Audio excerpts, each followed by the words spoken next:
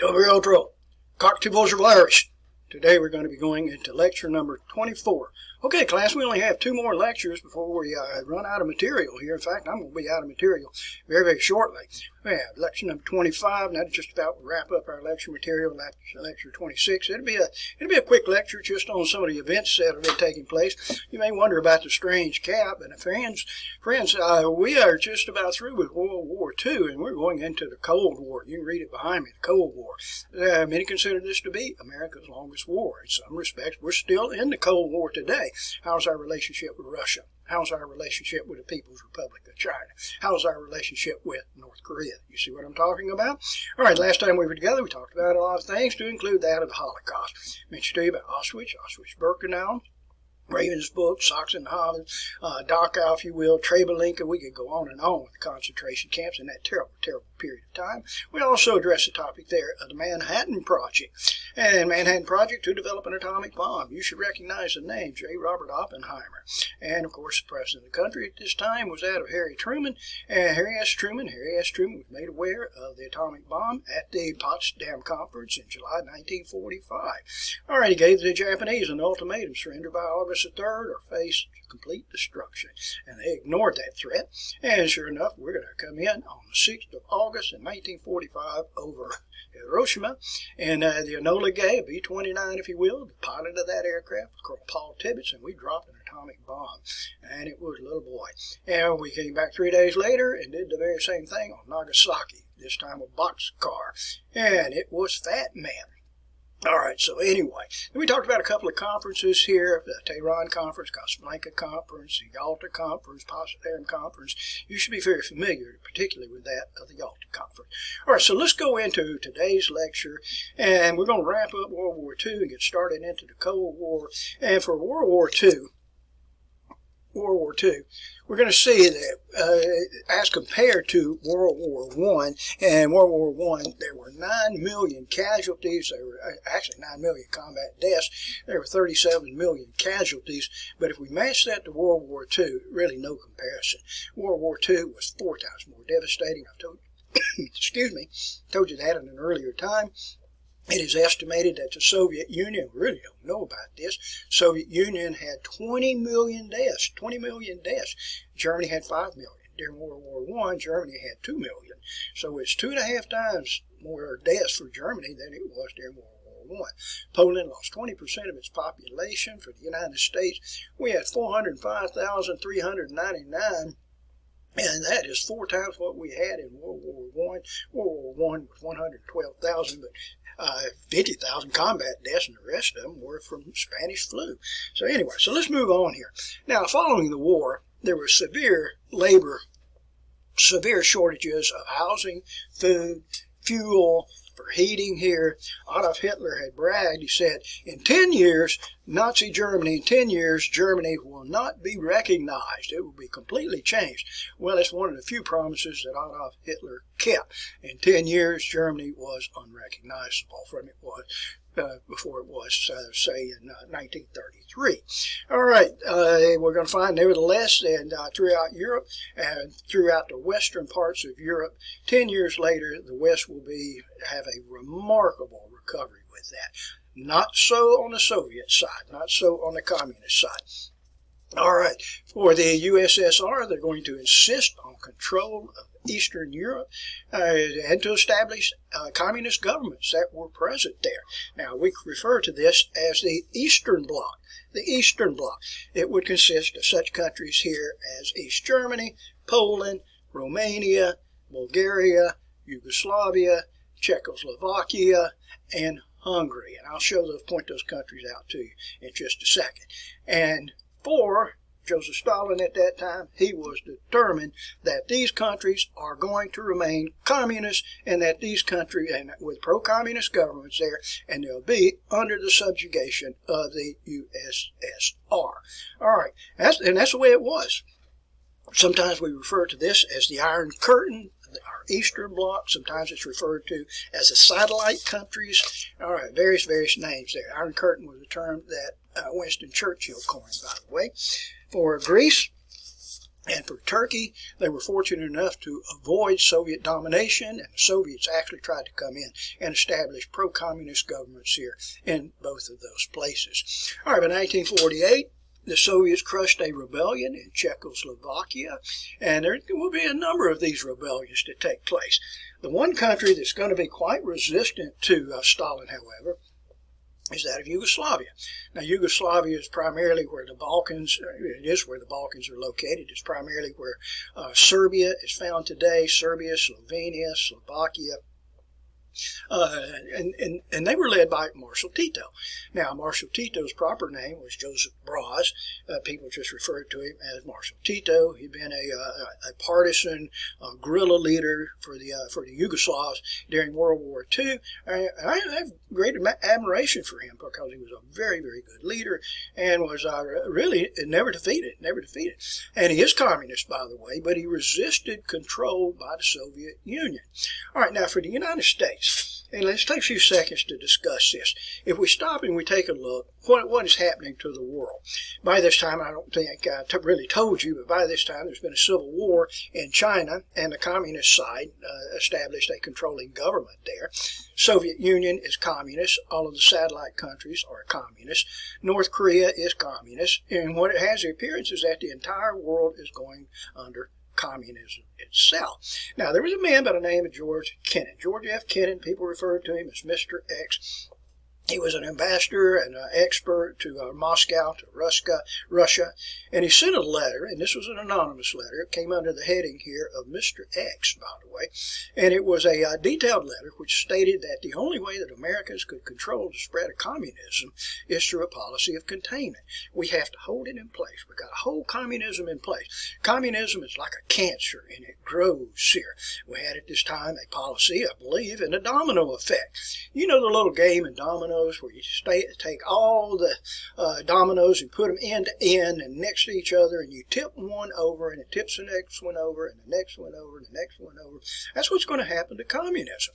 The Soviet Union has now established communist control over the Eastern European nations and also in East Germany, and now we're going to see that communism will spread from East Germany to West Germany to France to England to the United States. So we have to develop a policy of containment, and we're going to do this under President Truman with what is referred to as the Truman Doctrine. All right, so let's go back to the camera here and let you see how to write that. And so the Truman Doctrine, and the United States will come to the aid of any free world country that is resisting communist oppression. Now, you have to fully appreciate this to understand why the United States gets involved in the war in Korea and why we get involved in the war in Vietnam. It's all in an effort to contain communism. And this is much of what the Cold War is all about here, class. All right, so let's imagine this, and it's a very controversial program. Frankly, I'm 100% behind this, but the individual that I'm talking about here is George C. Marshall, George Catlett Marshall. And he was a five-star general during World War II, but later he became, after the war was over, he became the Secretary of State. And anyway, so what Marshall's plan was a European recovery program. I prefer to use the words Marshall Plan. And here's what we're going to do on this, and we did not do it in World War I. But what we're going to do now, we're going to take $13 billion, your taxpayer money, by the way, $13 billion of U.S. dollars, and we're going to use that to rebuild 17 European nations. These are European nations that have been destroyed. And now we destroy the nation. Now we're going to turn around and we're going to spend $13 billion of U.S. money to rebuild those 17 nations. Well, my friends, I will tell you it was a stunning success with the Marshall Plan.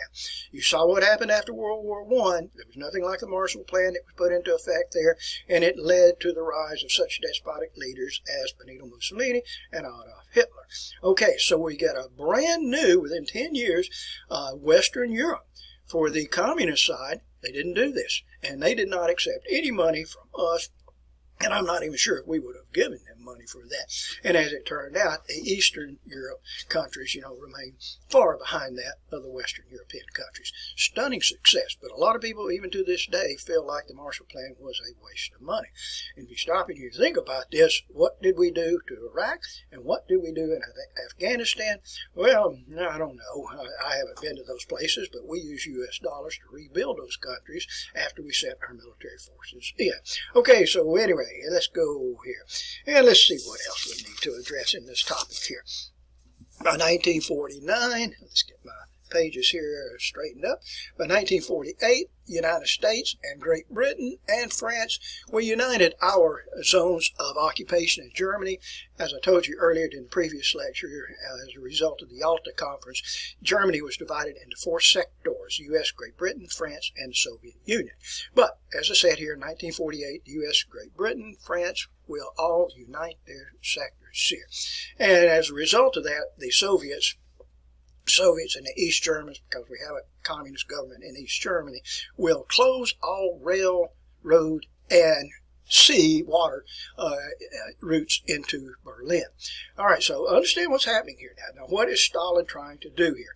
If you close all rail traffic and all road transportation and all water, and that would be like rivers that are going into Berlin, what's going to happen? Well, Berlin is well into the Soviet sector there, so what that's going to do, it's going to starve Berlin out. And as Berlin will have to capitulate here, the western parts of Berlin will have to capitulate, and then as a result of that, it would give up and it would become a part of the communist side. So what's going to take place here, folks, for the free world, we're going to undergo the Berlin Airlift. And in the Berlin Airlift, I'm looking around for some of my articles here. Well, over the course of about 11 months, we're going in, here's an article here that deals with this in the Berlin Airlift. And over the course of that next month here, did I write it out for you? And we're going to, I'll come back to that so you can get the numbers there. We're going to send in 277,000 flights and bringing in 2.5 tons of goods just to sustain that city. And here is one of those planes. I can't tell whether it's taking off or whether it is coming in. You see the little German Berliner children that are out there looking at this plane just to keep that city afloat in that Berlin Airlift. And here's another photograph here showing you little children watching one of the flights that is coming in. And let's see if I have another one. And here we go, showing you the plane after plane after plane lined up there at Tempelhof Field in Berlin. It's still there today. That was his field that Adolf Hitler flew in and out of, by the way, but it's not an active airport today, other than for small planes.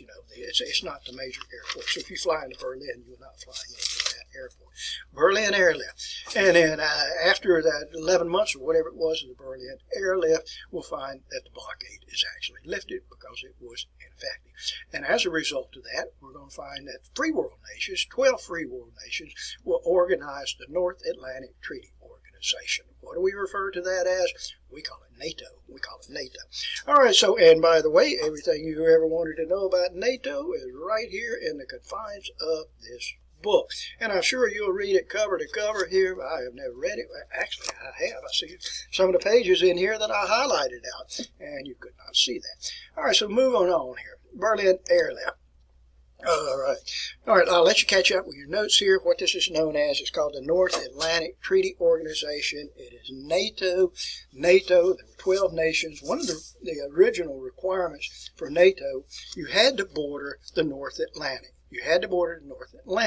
And let's see if I have those original nations here, and I don't see those. So I just have to kind of, let's go back here. Look behind me, if you will. And this shows you some of the NATO nations. Let's see if I can dull that light a little bit. All right, now look at the nations here that are in the deep green. We have Norway was part of it, Denmark here. You had the United Kingdom present there. Portugal was one of the original nations. France, one of the original nations here. Italy was an original nation. Denmark, if I didn't mention that a few minutes ago, and Canada and the United States. And if you think, whoa, Canada and the United States, well, think about it. They border the North Atlantic, do they not? And all of these nations pledged that if one of the nations was attacked by a communist country, then the other nations would come to its assistance here. So it creates an organization, trying to maintain world peace. The only problem we have is up here in Iceland. Iceland has no military. So if Iceland is attacked, well, Iceland welcomes the other 11 NATO nations to come to its assistance. But if France is attacked, well, I guess what Iceland would say, good luck, guys. Good luck here. I hope you do well. All right, so anyway, and since that time, it has been expanded enormously here. Did I write it down? And I did not. And if my memory holds correct here, I think it consists today of 28 nations. We have added Albania and Croatia, and that's where it stands today. The Ukraine has applied or would like to have membership in NATO, but I just don't see that as happening here. I have too much Russian influence. Russia is not a part of NATO, that is not in favor of having the Ukraine. Ukraine borders that of Russia, as you well know. Now, in turn, the communist nations established Warsaw Pact. And did I write it down here for you? I did. Warsaw Pact was established in 1953. Warsaw Pact was established in 1955. All right, so let me show you where the Warsaw Pact countries are here. And we still got a glare here, but you kind of look through that best you can anyway. And that was 8 nations that made up Warsaw Pact: East Germany, Czechoslovakia, Poland here, Soviet Union, Romania, Bulgaria, and Albania. Made that up. All right, so Warsaw Pact is not present today. We still have NATO present, and if you visit Europe and you get kind of close to where the Russia is, you'll find a lot of NATO presence there. You really will, And I'm not sure how effective they would be. I hope they would be very effective. One time, 4 years ago, the United States was bearing like 90% of the burden on NATO, and President Trump at that time just said, the other NATO nations are going to have to shoulder their own and pay more into it, and as a result of that, the other nations have stepped up to the plate, and they are providing more here, But it's still not fair with that. All right, so let's move on here. So I want you to recognize that NATO, recognize that of Warsaw Pact. Joseph Stalin died in 1953. Good riddance in my estimation, anyway. And he'll be followed by a more modern individual by the name of Nikita Khrushchev. He'll become the Soviet premier not directly after Stalin dies, but a couple of years later, we have a guy by the name of Bakunin, Leonid Bakunin. I can't remember what his first name is, but Khrushchev advocated a policy of peaceful coexistence. Let me show you what he looks like. At that time, I was a young guy, and I remember being so deathly afraid of this man. I had nightmares about him. It turns out he's small, but he just looked mean. But he was always making these statements here like, "We will bury you, better red than dead." And I can remember watching him speak at a UN meeting, and he pulled his shoes off, and he was banging his shoes down on the podium itself. And in the eyes, of a little boy that's about 9 and 10 years of age, this was the worst man alive. I was just deathly afraid of it. And as it turned out, under the Eisenhower administration, we gave Khrushchev, who was a moderate, by the way, much less dangerous of a threat than that of Joseph Stalin. And we invited him to the United States. And you know something? He came to the United States. He honestly did here. And here's a photograph of Khrushchev here in the United States. It turned out he wasn't a bad guy at all. And when the Soviet premier arrived here, we asked him, what would you like to do more than anything else? We're going to give you the key to the United States. And he said, I want to go to Disneyland. Out in Hollywood, out in Anaheim there. And sure enough, here we took him to Hollywood. We did. We took him to Hollywood, wined him and dined him. Took him to some of the girly shows. He liked that very much. And then right at the last minute, we decided it would be a security threat for him to go to Disneyland. And we took his toy away, and we denied him. Wasn't that cruel? It really was. Okay, so Nikita Khrushchev. All right, let's move on here. And let's see what else we have here. And in 1956, Hungary staged an uprising here to succeed from the Soviet control, and it was unsuccessful. If you go into Budapest today, walk the streets, the main streets in Budapest, you'll find photographs of the many, many people that were killed, and they were killed there by Soviets, in trying to gain a little bit of independence from the Soviet Union. All right, let's move on here. On the 13th of August in 1961, Berliners were astonished to wake up, and let me show you what they found here. And anyway, look at the strand. You can't see it very well, but look at that strand of barbed wire. This barbed wire, which is down here. This was on the 13th of August, and at first it was just barbed wire. That's all it was. Now, the soldier that you're seeing there is an East German soldier, and this is 2 days later, and he sees what is taking place here, that we're going to see a wall to go up, and once that wall goes up, then there will be no more traffic from East Berlin going to West Berlin. And those communist people that are over in East Berlin, you're going to be trapped. All right, so in other words, we're going to see the Berlin Wall will begin on the 13th of August in 1961. At first, it took a while for it to really get going. 108 miles of barbed wire. Later, it turned out to be, I think it was 27 miles of concrete walls. But at first, it was rather rudimentary, and you could actually, like these little boys here, just playing. But when the wall was close to the buildings, an individual could literally, if you had a second-story apartment, you'd probably break a leg, but you could literally jump over the wall, over to the free world side. And let's see if I have another photograph. I'll go back to myself for just a second here. And here's a photograph of the Berlin Wall. When you go to Berlin today, there's a section of wall about 200 yards that's still present there today, but by and large it's been taken down. But I'll tell you about that in another lecture here about it coming down. The Berlin Wall will stay in place there for 28 years. And what you're seeing here, this is during the early times. It'll be much, much more elaborate with that. One wall, another wall here, minefield in between, machine gun nests that are placed there.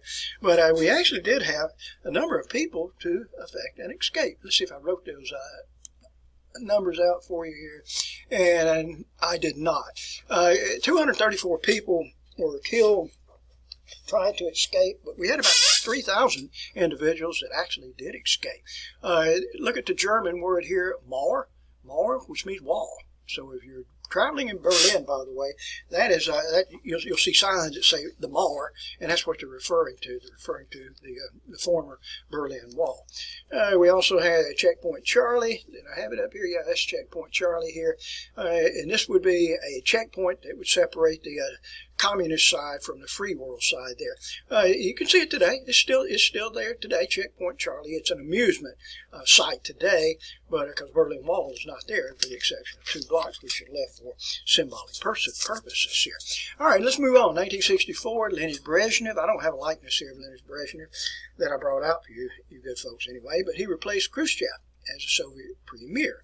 Now, whereas I told you before, in the Lenin mausoleum, where Lenin is buried, I shouldn't say that, Lenin is not buried, where Lenin lies in rest, Joseph Stalin was originally laid beside him in a state where it would be preserved so people could actually see him. But that has changed, and Joseph Stalin is buried. And he's buried there with Leonid Brezhnev, all these other great Russian leaders, Soviet Russian leaders there, right behind the Lenin mausoleum, next to the Kremlin Wall, with the exception of Khrushchev. Khrushchev was considered to be too soft, and he is buried, I think I told you this before, in a private cemetery. In 1968, in Czechoslovakia, they established a rebellion to take place there, staged a rebellion. It was referred to as Prague Spring. I believe there's a photograph in your textbook at Wenceslaw Square. I believe that's in your textbook, which is a fine place to visit, by the way. And you can see the old clock tower that's present there. All right, but anyway, the Soviets crushed that rebellion in Prague Spring. And following this, Leonid Brezhnev established his Brezhnev doctrine. No communist state can depart from Soviet control. No communist state can establish any policy that's detrimental to socialism and to communism. This is referred to as the Brezhnev doctrine. All right, so on we go here, folks. Now, the individual that's going to bridge the gap so closely that will bridge the gap between the East and the West so effectively is that individual known as Willy Brandt. Willy Brandt. He's the Chancellor of West Germany. When I lived in West Germany, when I lived there, he was the Chancellor. And he was a very popular individual. People like this guy, Willy Brandt. All right. That'd be one of your examination questions here, along with the Brezhnev doctrine here about Willy Brandt.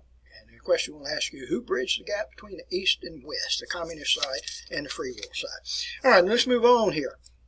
Now, all of these countries here on the Eastern European side, they are communist. Well, in Poland, there was an organization which was called Solidarity. I'm looking around for something here. An organization called Solidarity. Here it is in Polish, by the way, which is a challenging language to read and to understand, and it is for me anyway. I know very few words in Polish, but a series of strikes took place in Gdansk. Now, Gdansk is in the northern areas. It's where I showed you the other day where the Danzig corridor is located, and a man by the name of Lech Walesa. You can see his name right above him, Lech Walesa, and he was an organizer in this Solidarity organization, and he established a series of strikes there. And this is going to be one of the things that's going to help in the way of dismantling this communist control. But we're not to that point yet. We're not to that point. All right, now I want you to write the name down, Lech Walesa. He was later awarded the Nobel Prize, Nobel Peace Prize for his efforts with this too. All right, Lech Walesa with Solidarity. Shall we move right along here? In 1958, in Europe, and it's hard for us to believe this, but in Europe at that time, all of these countries were separate countries. And what I mean by that, you had trade restrictions, you had barriers, you had to show your passport to go from one country to the other country, and it was kind of a pain, because some of the European countries aren't much larger than counties here in Alabama. But in 1958, Europe established what was referred to as the common market. Now, this is in the western part. It's in the western part. It officially was known as the European Economic Community, and it was designed to eliminate all trade barriers. And we had six member nations, and these nations were France. I used abbreviations here. Get used to that. It was France and West Germany and Belgium and the Netherlands and Italy and Luxembourg. Those were the six nations here that made up the European Common Market. Now, later, and let's see, did I write it down for you here? Yeah, I did. Later, it became known as the European Community, and today we recognize it as the European Union. And it consists of almost all of the nations in Europe, with the exception of Switzerland and Norway. Did I write that down for you folks here? Yeah, I did. It consists mostly, it consists of all of Europe, with the exception of Switzerland and Norway. And I think it's a wonderful thing. I think it's a wonderful organization. A lot of people disagree with me with that. But this eliminates trade barriers. This means that your problem is getting into Europe. Let's say, for example, you fly into France. And if you fly into France, you have to go through customs. You have to show your passport. And then once you enter into a EU nation, European Union nation, then you're free to travel throughout Europe. So you can go to Germany, you can go to Switzerland, you go to Italy, you go all these nations and never have to show your passport. So you just have to get into one country, and then you're free to travel. On the other hand, can you see where we run into some terrorist problems with this? This means for a terrorist, say we have an Islamic terrorist that enters into France, and say we have a cell that enters into, a group of people enters into France, now they have the liberty to travel throughout Europe and perhaps cause terrorism in those countries. So there is some flaw with that. Great Britain has threatened, and they're on their way to leave the EU. You've probably heard of this before. It's called Brexit. All right. I wish they would not do that, but and it's about an even split in Great Britain on whether to get out of the European Union or whether not. Now, I want to show you the flag of the EU. You'll see it outside of hotels. You'll see it all over the place, as a matter of fact, along with the flag of the country. But this is the flag of the European Union here. All right, so let's play a little game, and we can take a few minutes here. I've got enough time to do this. And I'll show you what license plates look like in Europe. All right, so these license plates are probably, I would say 15 inches long and probably 5 inches high, such as that. All right, so let's play this little game here with this, and I need to get one of my pointers out here. And this is a license plate. And by the way, for European license plates, you have it on the front of the car and you have it on the back of the car. All right, so when you look at a license plate over in this side, it has a flag to EU. Then the numbers here will always be like 6, 2, 7, and then you'll have like 4, or you'll have about 3 to 4 letters that follow that, and which is always kind of fun because, you know, when you're on a bus and you're in a tour bus and you're driving all over Europe, whatever you're doing, you can look out to the bus window and you can identify where the owner of that car is from. And it's also kind of neat here because if you have these letters here, which are usually 3 to 4 letters right there, for the Europeans, they're not conscious of vulgar words in English. So often you'll find, like, I'm not going to say this, you'll find like 6, 2, 7, you know, bad word right there. And that always makes you laugh, you know, when you see that, you know. All right, you don't appreciate my humor with this. Okay, so let's take an example here. Like if I saw this car on the Autobahn, I'm going to give you a second to think about this. Where do you think this car's from? That's a G and a B. And I think probably all of you would tell me that that car is from Great Britain. Okay? Isn't that fun? Isn't that fun? And you just pass the time away. So here we go here, folks. All right, we're driving down the Autobahn, and I see a car with an A on it. An A. Wonder where it's from. I'll give you a second to think about that. I wonder where the car with the A, and that A would be up in this position right here. And you guessed it right, it is Austria. All right, and then we pass a car, and this car has, or a car passes us probably, has a B. Wonder what it is. Give up? Belgium. And if we go to BG, wonder what that is. You guessed it right, Bulgaria. And IRL, wonder what that would be. Yep, Ireland. And an RO, what would it be? Romania. And NL, Netherlands, H. Wonder what that would be. Hungary. All right, let's move down another column. I wonder what D is. D. Give you a second to think about that, and I know you're going to tell me Denmark. And you're wrong. It is not Denmark. It's Deutschland. That's Germany. That is Germany. All right, back to an easy one. Wonder what CZ is. CZ. Czechoslovakia, or actually it's the Czech Republic today. GR. Greece. All right. F, that's an easy one. France. And we got a PL. All right, I'll give you a chance to think about that for a second. Poland. I is Italy. P. Think about that for a second. Portugal. All right, an easy one here. FIN. Finland. All right, a challenging one for you good folks. E. Figure that one out. And it's not Estonia, by the way. Estonia's down a few. España. That's Spain. And S. Wonder what that might be. Sweden. And SLO. Think. Slovenia. DK. Denmark. Estonia. LV. Good luck with that. Latvia. And L. Luxembourg. SK. Slovakia. And the final one there, if you haven't figured that out, Lithuania. All right. Wasn't that fun? All right, it's kind of like identifying the license plates here in Alabama. We used to be able to by looking at the license plate and seeing the county number on it too, like Walker County, 64. Okay, so anyway, let's move on. We're about through for today here, and let's see what else is going to take place here. All right, here now.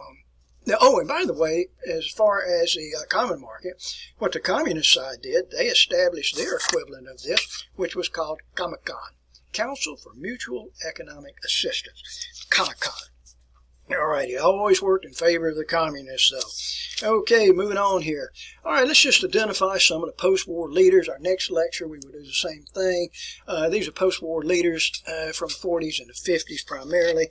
And when we come back next time, we'll get these leaders, great leaders here from the 70s and 80s. Great Britain, it's hard for me to believe this, but Winston Churchill actually lost the election for Prime Minister in 1945. He didn't campaign. The war was going on, and he just did not campaign. And a Labour Party official here by the name of Clement Attlee was elected as Prime Minister. And don't despair here, my friends, because in 4 years or in 1951, we'll find that Winston Churchill will be re-elected as Prime Minister. West Germany, the primary leader from that period of time, 1949-1963, Konrad Adenauer.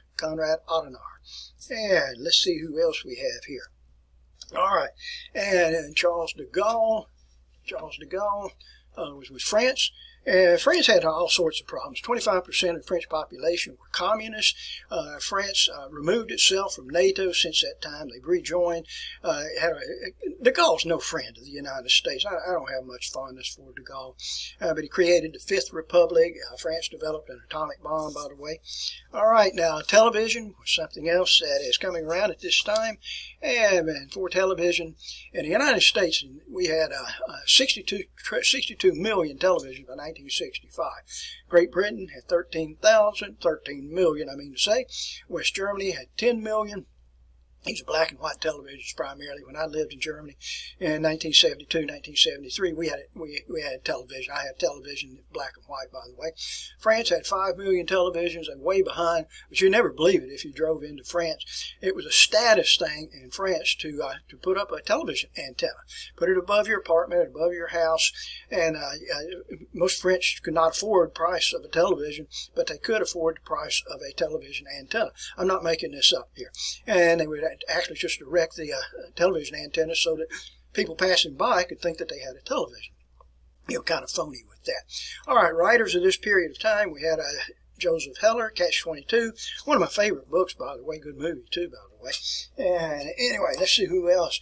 Gunter Grass with the Tin Drum. Albert Camus with The Stranger. Good movie, good book here. Boris Pasternak with Dr. Zhivago. Alexander Solzhenitsyn with the Gulag Archipelago. And let's see who else we have here. Kurt Vonnegut with Slaughterhouse-Five, about the bombing in Dresden. J.R.R. Tolkien, some of you are very familiar with him. And The Lord of the Rings, George Orwell. And 1984, Animal Farm, two great books, by the way. Okay, and let's see. And we had changes in music at this time. We had the Beatles. The Beatles will come out. The Rolling Stones, the Kinks, the Animals, and too many others to name. And let's see who else we have here. And some of the popular artists. I did not bring out any examples here of the artwork of the Jackson Pollock, Jasper Johns, or Frank Stella, or Andy Warhol, or Roy Lichtenstein. Alrighty, folks, we've been at it for about 37 minutes. As I told you earlier, we're going to have some shorter lectures here, and we'll just have to see how it goes. We're going to be out of material just a few minutes here.